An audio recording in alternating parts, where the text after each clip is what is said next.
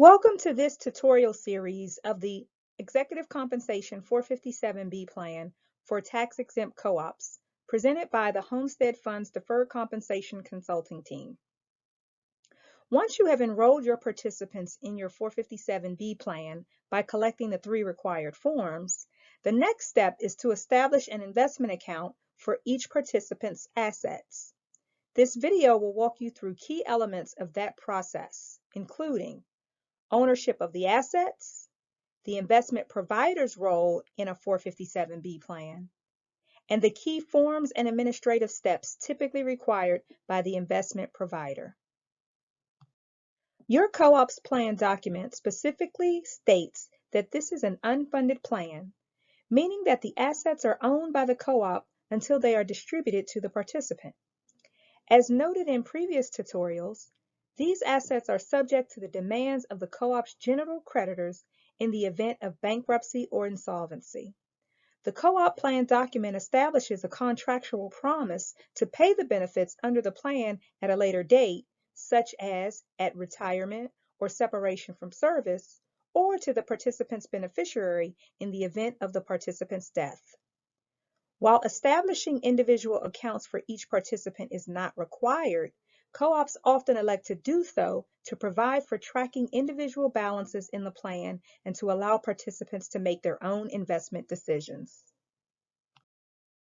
As executive compensation 457B plans for tax-exempt organizations are less common than governmental 457B plans or plans for taxable entities, Homestead Funds is qualified to serve as the investment provider for your plan. Homestead has more than 30 years of experience holding assets for tax-exempt co-ops with 457B plans. Homestead has dedicated operations specialists providing customer service on 457B accounts who are consistent points of contact to help resolve any issues or to answer questions. There are no call centers involved. Once your co-op has adopted a plan, Homestead Fund's customer service team will work with you to get the account process rolling. The investment accounts for 457B plans are set up as standard investment accounts held in the co-op's name, often with a for benefit of, or FBO, a specific participant designation. While these accounts may generate interest, dividends, and capital gains each year, since co-ops with 457B plans must be taxable entities, these earnings are not required to be reported to the IRS. Given the account ownership, all communication and reporting related to these accounts is between Homestead and the co-op. For those co-ops wishing to have statements provided directly to their participants, there is the ability to do so, which is referred to as an interested party copy of the investment statement to participants. For the individual participant, information on contributions and distributions, including tax reporting, are handled by the co-op as the plan sponsor. For participants who are employees, these contributions are reported on IRS Form W-2. For participants who are directors, this information is reported on Form 1099 NEC, short for non-employee compensation. Note that directors must report deferrals on their Schedule C, as the 1099 NEC will report the full fees earned for any given year. Opening a 457B plan account at Homestead Funds is straightforward and involves 3 forms, all of which can be downloaded from the Co-op Management section of homesteadfunds.com. First, there's the Authorized Signatory form.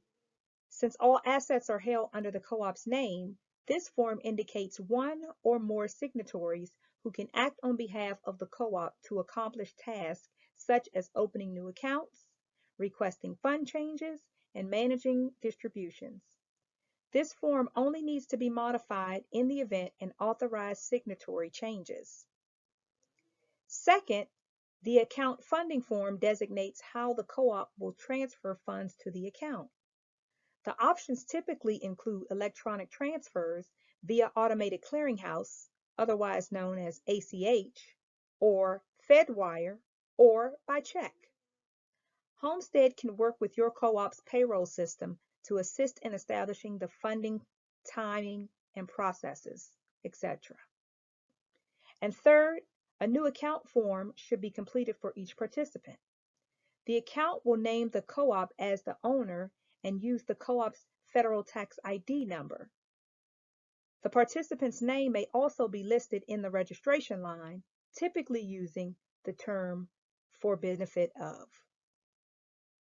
Once individual accounts have been set up, they can be viewed on the Homestead Fund website.